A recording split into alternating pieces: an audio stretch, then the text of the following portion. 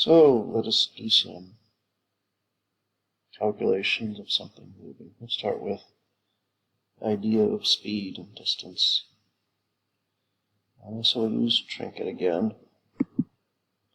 Log in however you did.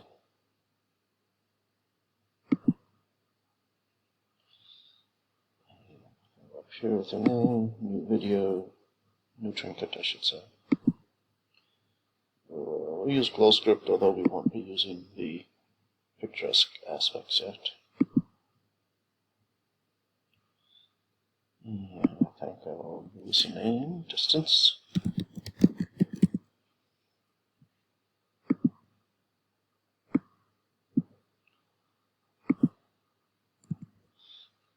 So we're just going to look at something that's moving along some kind of linear path, not necessarily a straight line, but maybe a curve, a road, or something.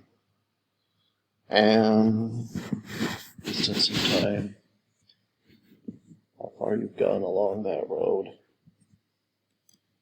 So we could say, for instance, that speed is some number. Speed is, let's say, 20. The computer does not know about units, so further on the line I'll put a comment symbol, a pound sign, and say this is the constant speed in, say, meters per second.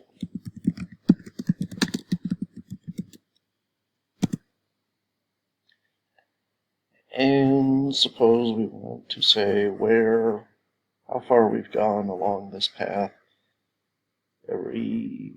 so often every period of time. Let us say every minute, every 60 seconds. So let us say time interval equals 60. This will be in seconds. And you can pause the video and type along as we go. Now, the idea here is that distance is speed times time. Now, we have to be a little careful because this is a time interval. So, we have two distances. We have a total distance, which I'll call 0. That's a distance from start.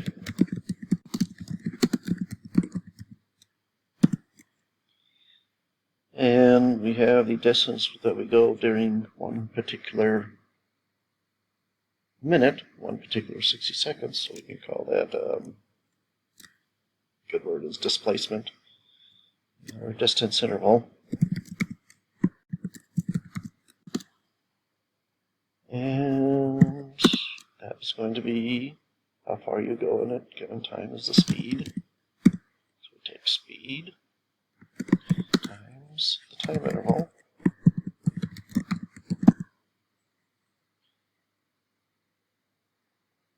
So on line 3, we are giving something, some piece of memory, the name speed, and putting the number 20 in it.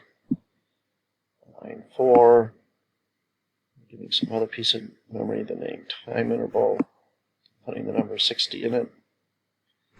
Line 5, giving some piece of memory, the name distance, and putting 0 in it.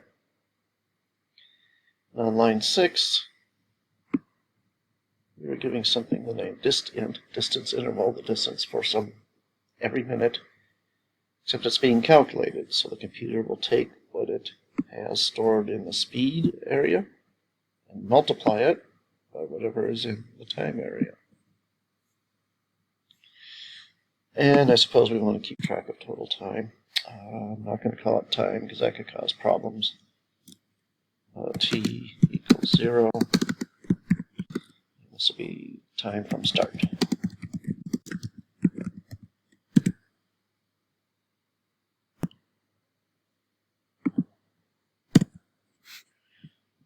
I should save all the work I've done.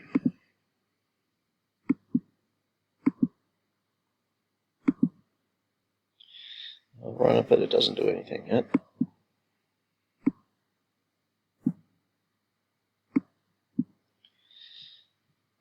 So now we might want to say, okay, every minute print out where we are.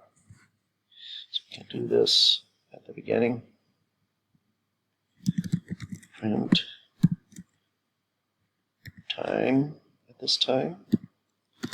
And the distance from the start at this time. And we want to really let time pass, so it just says 0, 0. One thing we should do is we should specify units, feet, meters, miles, light years. So to make this clear, for the T, I'll print out the phrase at time. So it's inside the quotation marks, we'll print out in that way. And then T was print out as a number. I'll specify this in seconds.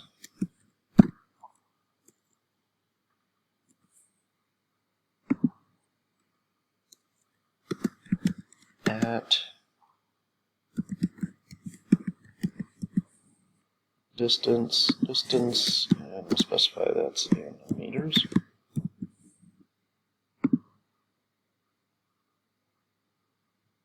Okay.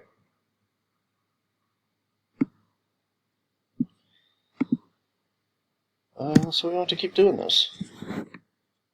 So after 60 seconds, we want to say, well, what is the total distance at time 60 seconds? Well, time is now passed, so now time is the time it was before. Put a little comment here.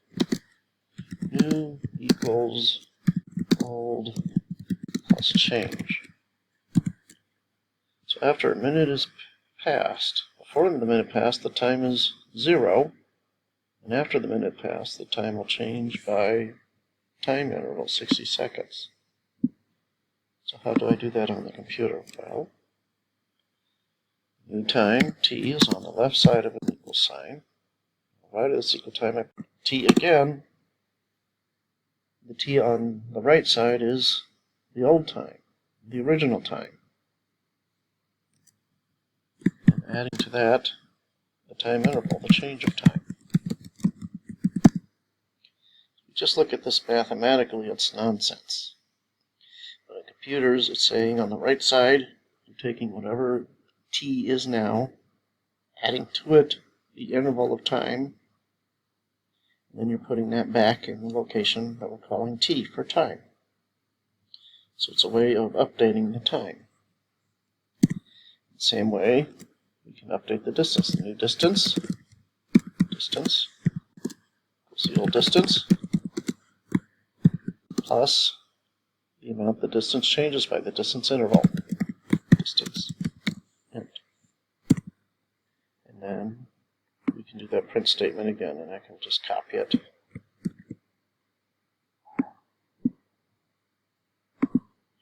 And paste it.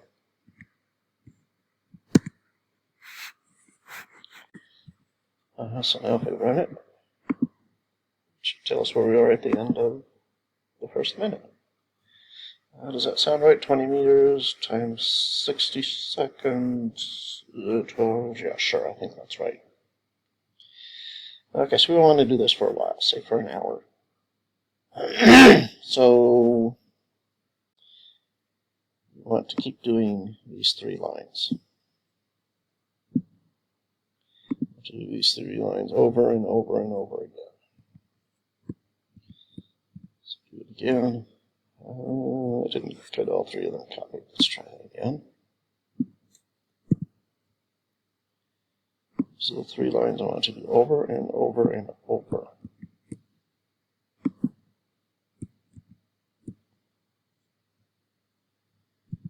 So over and over and over, it's going to update the time, update the distance. So this is after 2 minutes.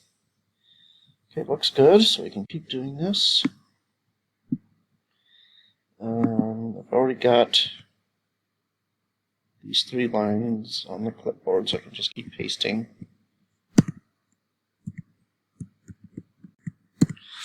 And you can try doing this. Do this a few times.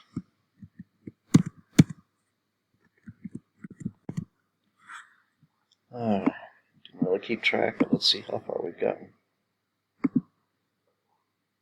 Okay, looks like we've done 420 seconds, 7 minutes. So if I want to do an hour, I have to keep doing this over and over and over again. And that would get a little bit tedious. So the computer's doing the calculation, which gets rid of some of the tedious, but we still have the tedious of having to paste the thing we want to do, the calculation we want to make over and over and over again. So we're not going to do that. We shall delete all but one of these.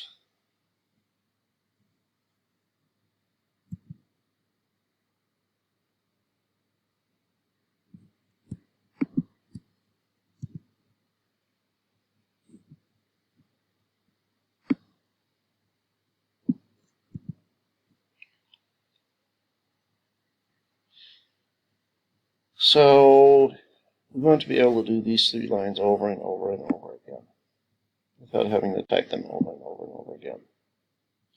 So to do that, there's 3 things we have to do. I'm going to put a couple empty lines because I'm going to have to put something in one of them. First thing is the lines I want to do over and over and over again, I want to indent. So I put the cursor at the beginning of each line and push the tab key. So now these are the lines that will be done over and over and over again. If I just do that and run it, it's not going to do anything. It's going to say inconsistent indentation. So we've done the indentation to indicate the lines we want to do over and over and over again, but it's not complete. So there's 2 more things we have to do. We have to tell it when to stop doing these over and over and over again, because otherwise we'll never stop. And then we need a special character so it knows what's where. So we might say we want to do this while time is less than, let us say, 1 hour or 3,600 seconds. So while t is less than or equal to 3,600, this means it will keep going until the time gets over 3,600 seconds, gets over 1 hour.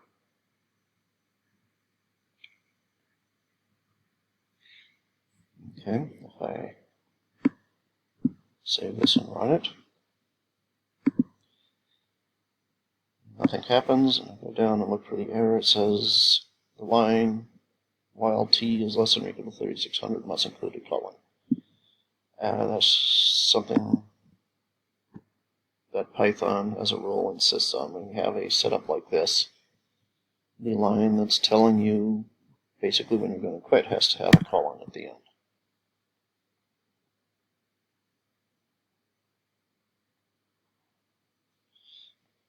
So let's see if this does the job.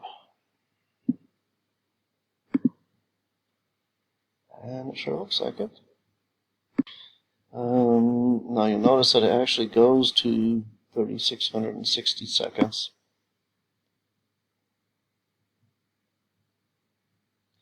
That's because it ran through that set of lines when it was, in fact, at 3,600 seconds, so it went 60 seconds more.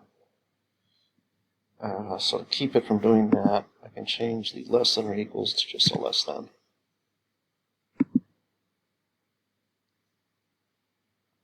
So now it will do the 3,600. It does not do 3,600, it does 3,540. When t is 3,540, it goes through those lines one more time. So there it is. This type of construct is called a loop. Loops through those lines over and over and over again. Now, it is possible sometimes to get yourself in trouble in a loop. And save that for last. So make sure you can get this working. Try a few different things, different speeds, different times. Then come back to this last part. Supposing that I forgot to update time. So I didn't change the time. I calculated distance change